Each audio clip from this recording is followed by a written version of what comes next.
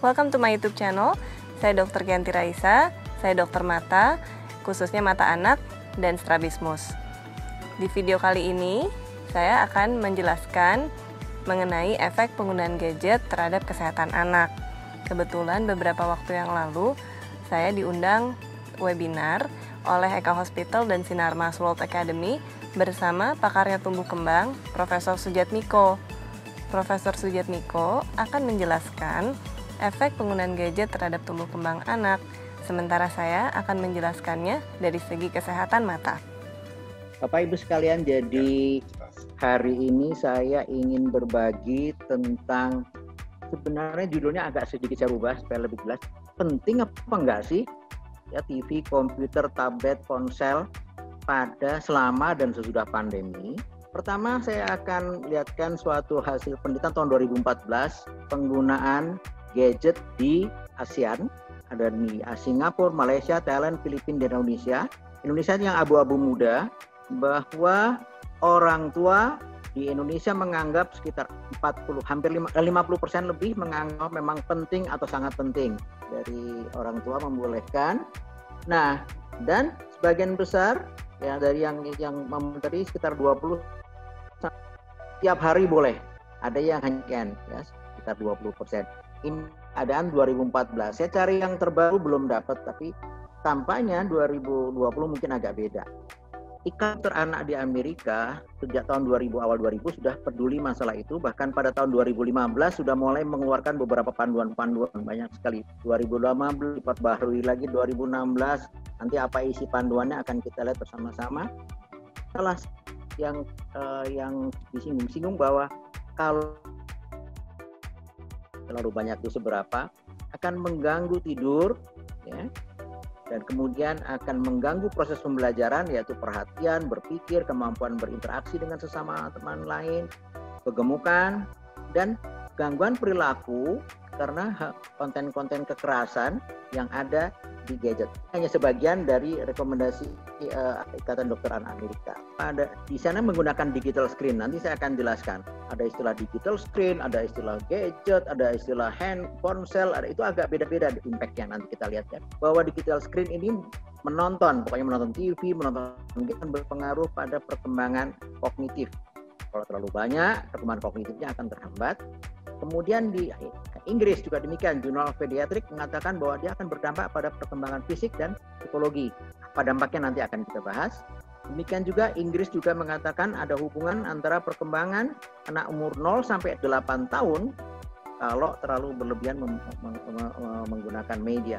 Nah, ini banyak sekali penelitian tahun 2019, 2000 mengatakan terlambatan bicara, pada perkembangan, ya, tidur, pada atensi, jadi kemampuan untuk memusatkan perhatian, ya. Kemudian pada kemampuan akademik, kemudian pada masalah depresi, bahkan angka bunuh diri meningkat, ada hubungan dengan penggunaan gadget yang berlebihan. Ada penelitian di Tanjung Pura di Kalimantan Barat, ya, ada di Bandar Lampung, ada di Semarang Undip, ada di mana ini, di Surabaya, ya, ada di Jogja, yang pada intinya mengatakan penggunaan gadget berlebihan akan mengganggu berbagai aspek perkembangan anak. Orang tua sering menyalahkan anak, lupa bahwa adiksi penggunaan telepon pada orang tua itu juga salah satu dampak yang mengganggu perkembangan anak. Jadi di mana menyimpulkannya nih? Ada 3 hal utama. Yang pertama adalah apa alatnya, kedua bagaimana anaknya, dan yang ketiga bagaimana orang tua atau pengasuh. Karena kalau orang tua yang bekerja di luar rumah, pengasuh lebih berperan. Televisi itu ada 2. Televisi yang semata-mata hanya mendengarkan siaran berita, siaran olahraga, tapi ada yang TV tambah dengan game. Ini beda. Nah, game ini menimbulkan potensi bahaya lebih besar daripada TV siaran biasa.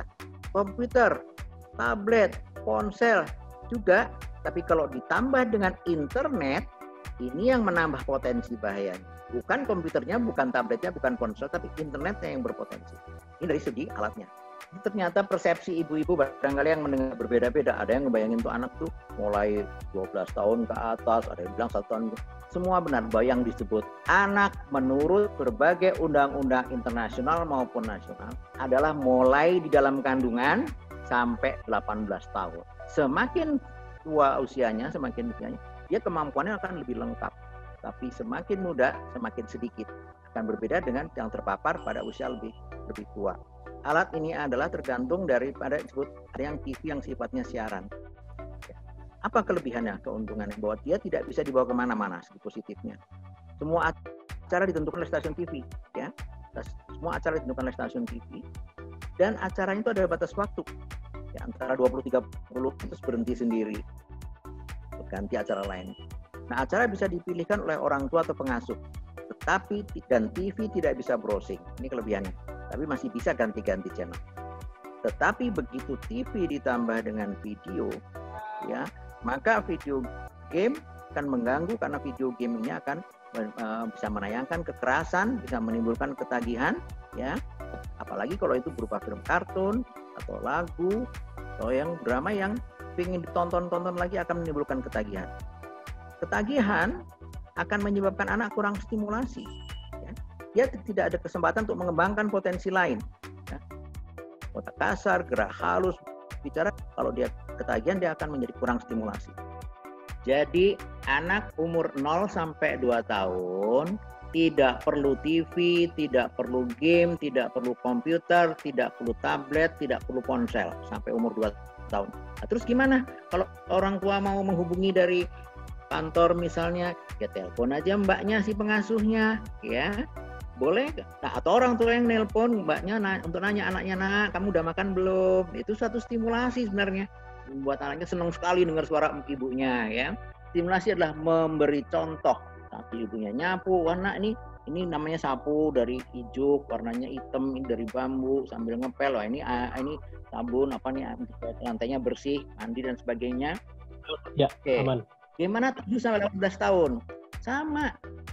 Komputer boleh, tapi ada pembatasan. Komputer adalah milik bapak ibunya, PC, laptop juga adalah milik bapak ibunya, tapi pinjami untuk belajar.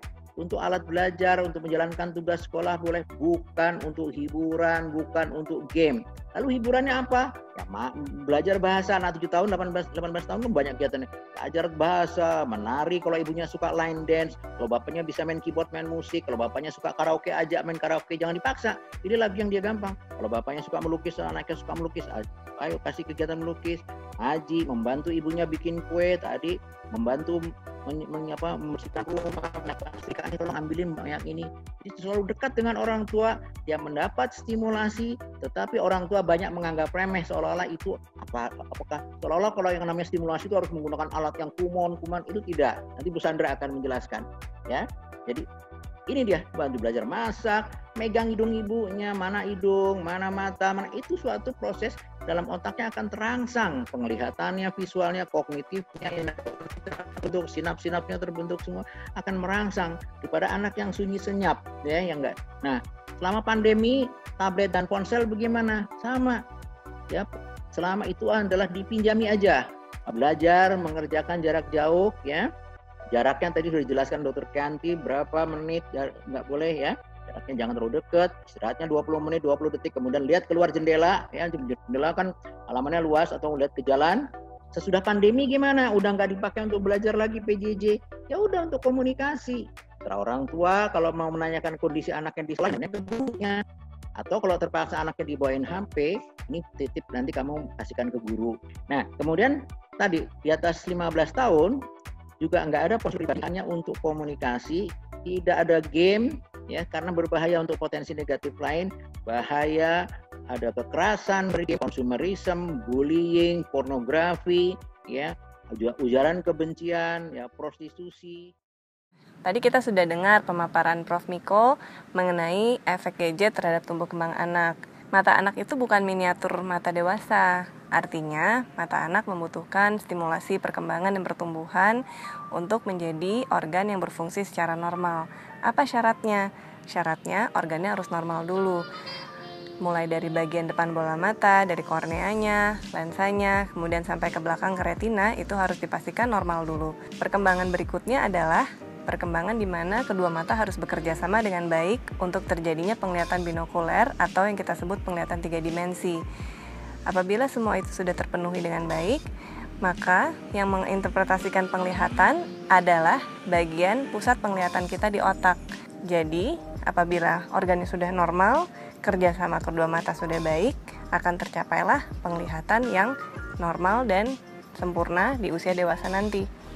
Kemudian, karena kita mempunyai dua mata, stimulasi penglihatan harus seimbang di masing-masing mata, yang kemudian dengan perkembangan berikutnya terjadi kerjasama di kedua mata untuk penglihatan binokular atau yang kita sebut penglihatan 3 dimensi. Karena yang menginterpretasikan penglihatan adalah bagian di otak kita. Perkembangan penglihatan anak sendiri juga berbeda-beda sesuai dengan perkembangan umur mereka. Pada usia 0-2 bulan, umumnya mereka baru memiliki refleks kedip dan refleks cahaya, dan seringkali matanya belum fokus dan gerakan bola matanya belum halus. Di usia 2-6 bulan, biasanya anak mulai bisa mengikuti wajah ibu dan mulai ada pergerakan kedua bola mata yang lebih halus. Pada usia 6-12 bulan, biasanya penglihatan sudah mulai terjadi fiksasi sentral, di mana anak biasanya mulai bisa meraih mainan atau makanan yang diletakkan di depan mereka dan mulai terbentuk penglihatan 3 dimensi. Pergerakan bola mata juga sudah mulai lebih smooth dan kedudukan bola mata di usia ini lurus atau simetris. Dan pada usia yang lebih tinggi lagi, usia 3-5 tahun, biasanya mereka sudah memiliki kemampuan tajam penglihatan 80% dari kemampuan orang dewasa. Pertumbuhan dimensi bola mata anak juga berkembang pesat di 2 tahun pertama kehidupan mereka. Kalau kita lihat di grafik ini, pertumbuhan dimensi horizontal bola mata sangat pesat terjadi di 2 tahun pertama kehidupan. Lalu kapan sebetulnya mata anak harus diperiksa? Ini banyak yang bertanya nih, banyak yang menanyakan hal ini ke dokter mata. Idealnya pada anak yang lahirnya normal, cukup bulan, idealnya di 6 bulan pertama kehidupan sudah pernah diperiksa sekali oleh dokter mata untuk dipastikan organ matanya normal, sehingga stimulasi penglihatan juga dapat berkembang dengan baik. Pada usia TK, idealnya anak juga diperiksakan matanya 1 kali. Kemudian memasuki usia sekolah, yaitu usia SD, idealnya pemeriksaan mata dilakukan 6 bulan sampai 1 tahun sekali. Tetapi apabila ada faktor-faktor risiko tertentu seperti orang tuanya berkacamata, kakak adiknya berkacamata, atau memang ada gejala-gejala yang mungkin menunjukkan anak penglihatannya kurang baik, sebetulnya usia berapapun anak dapat dibawa untuk diperiksakan kondisi matanya. Jadi tidak perlu menunggu anaknya bisa baca untuk bisa dibawa ke dokter mata, karena ada beberapa teknik yang kita bisa lakukan untuk melakukan pemeriksaan mata tersebut. Lalu bagaimana rekomendasi screen time untuk anak? Rekomendasi yang diberikan oleh WHO dan Asosiasi Dokter Anak di Amerika mengatakan bahwa anak di bawah 1 tahun seharusnya tidak membutuhkan sama sekali screen time. Rekomendasi ini juga diadaptasi oleh Ikatan Dokter Anak Indonesia. Rekomendasi screen time untuk anak 2-3 tahun idealnya kurang dari 60 menit. Begitu juga kelompok usia 3-6 tahun. Makin sedikit screen time lebih baik yang sesuai direkomendasikan oleh WHO. Lalu untuk usia yang lebih tua, usia 6-12 tahun, screen time yang dianjurkan adalah 90 menit maksimal, dan di usia 12-18 tahun maksimal 2 jam per hari. Nah, lalu bagaimana anak yang usia sekolah, yang saat ini bersekolah di rumah terekspos dengan gadget? Prinsipnya adalah layarnya yang makin besar itu masih sedikit lebih sehat dibandingkan layar yang lebih kecil. Artinya kalau memang harus bersekolah, usahakanlah menggunakan layar yang lebih besar seperti komputer atau laptop dibandingkan menggunakan handphone. Kemudian jangan lupa tetap praktekkan 20-20-20 rule. Artinya setiap 20 menit istirahatkan mata selama 20 detik melihat jauh 20 feet atau 6 meter untuk mengurangi kelelahan pada mata.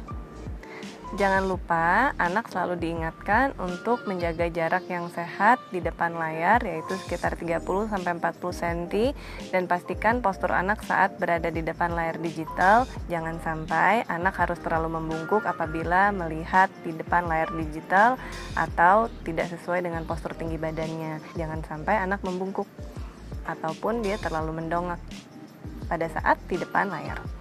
Sejak pandemi COVID-19, tanpa bisa dihindari, exposure kita terhadap layar digital semakin tinggi, termasuk juga anak-anak. Memang lebih aman mereka ada di rumah dan tidak bersekolah dulu. Lalu bagaimana rekomendasi penggunaan gadget di era COVID-19 ini? Sayangnya, sampai saat ini belum ada rekomendasi yang disahkan oleh WHO. Tetapi, beberapa institut penelitian mata seperti rekomendasi oleh Elvi Prasad Eye Institute merekomendasikan bahwa anak di bawah usia 3 tahun sebetulnya belum perlu melakukan pelajaran secara online. Lalu pada usia 4-6 tahun itu masih boleh bersekolah secara online kurang dari 90 menit. Pada usia SD, usia 7-12 tahun masih boleh sekolah selama 3-4 jam per hari dengan 2-3 kali istirahat. Dan pada usia lebih tua lagi, 12-16 tahun, persekolahan boleh secara online 6-9 jam per hari dengan 5-6 kali istirahat, termasuk istirahat makan siang yang panjang. Pada saat anak bersekolah di rumah, juga pastikan jangan ada exposure langsung dari AC atau kipas angin. Karena tanpa kita sadari, apabila kita berada di depan layar digital, kedipan mata kita akan berkurang, sehingga ini menyebabkan keluhan mata kering atau dry eyes. Lalu apa sih efek screen time yang tinggi dan kurangnya aktivitas outdoor pada anak? Nah, ini dapat menyebabkan terjadinya dan progresivitas miopia atau yang kita kenal dengan mata minus. Miopia pada anak ini membutuhkan koreksi kacamata yang tepat dan disesuaikan dengan pertumbuhan dan kebutuhan anak. Apabila tidak tepat dan terlambat, kadang dapat menyebabkan mata malas atau lazy eye. Dan miopia ini sebenarnya juga sudah menjadi epidemi global. Miopia pada anak biasanya cenderung meningkat sesuai usia pertumbuhan mereka dan biasanya stabil di usia 17-18 tahun. Miopia tinggi, yaitu yang di atas -6, biasanya berisiko untuk lebih mudah mendapatkan katarak di usia yang lebih muda, mendapatkan glaukoma, dan retinanya lebih tipis sehingga lebih mudah robek, yaitu kita sebut dengan ablasio retina atau retinal detachment. Kalau kita lihat di grafik berikut, terlihat bahwa adanya peningkatan tren miopia dari tahun 2000 hingga tahun 2050. Di mana terlihat peningkatan yang signifikan per 10 tahun. Dan prevalensi miopia pada anak dan remaja di dunia itu tertinggi di Asia, terutama di Asia Tenggara dan Asia Timur. Anak seringkali tidak mengeluhkan matanya buram, oleh karena itu orang tua harus perhatikan apabila anak sudah menunjukkan gejala-gejala yang agak kurang wajar. Misalnya sering harus mendekat apabila melihat sesuatu, dan apabila anaknya sering mengecilkan matanya untuk melihat jauh, dan apabila mungkin juga prestasinya di sekolah menurun. Salah satu yang penting adalah dipastikan matanya melihat dengan jelas. Apabila juga ada faktor risiko seperti orang tuanya berkacamata, riwayat lahirnya prematur, atau adik atau kakaknya berkacamata, idealnya anak tetap diperiksakan sesuai dengan jadwal mereka memeriksakan mata. Menurut prediksi International Agency in Prevention of Blindness dan WHO, terdapat prevalensi global yang disebabkan oleh miopia yang meningkat secara signifikan dari tahun 2000 hingga tahun 2050. Kalau kita lihat di grafik ini, di tahun 2000 terdapat 22,9% populasi dunia yang menderita miopia, yang meningkat menjadi 33,9% di tahun 2020, dan diestimasi di tahun 2050 hampir 50% penduduk dunia akan menderita miopia. Hal ini tentu saja meningkatkan lagi kemungkinan adanya miopia tinggi dengan resiko-resikonya, yaitu katarak lebih dini, glaukoma, dan ablasi retina. Lalu bagaimana cara mencegah miopia pada anak? Hal ini seringkali ditanyakan oleh orang tua kepada dokter mata. Jawabannya, belum ada jawaban yang pasti. Artinya, banyak sekali faktor yang mempengaruhi miopia pada anak. Salah satunya adalah faktor genetik orang tua, kemudian anaknya lahir prematur, dan kemudian yang juga berperan adalah kurangnya aktivitas outdoor dan terpapar oleh near work activity yang tinggi, bisa itu membaca, atau yang lebih sering saat ini adalah penggunaan layar digital. Para ahli di dunia juga menganjurkan 2 jam saja sehari untuk aktivitas outdoor dapat mengurangi progresivitas atau terjadinya mata minus atau miopia pada anak. Jadi apabila saat lagi di dalam aktivitas banyak di rumah juga harus diperhatikan. Jangan terus-terusan di dalam rumah, kemudian udah sekolahnya dengan gadget, kemudian istirahatnya juga pegang gadget. Usahakanlah ada kegiatan di luar rumah, mungkin di halaman rumah yang dapat mengistirahatkan mata, yang tidak terus-menerus matanya fokus dalam keadaan dekat. Kemudian kacamata juga setiap 6 bulan harus diperiksakan karena anak itu masih bertumbuh dan kembang, sehingga pasti kacamatanya juga ukurannya pasti berubah. Demikian kita sudah dengar pemaparan mengenai efek penggunaan gadget terhadap kesehatan anak dan kesehatan mata anak. Semoga bermanfaat. Sampai ketemu di video berikutnya.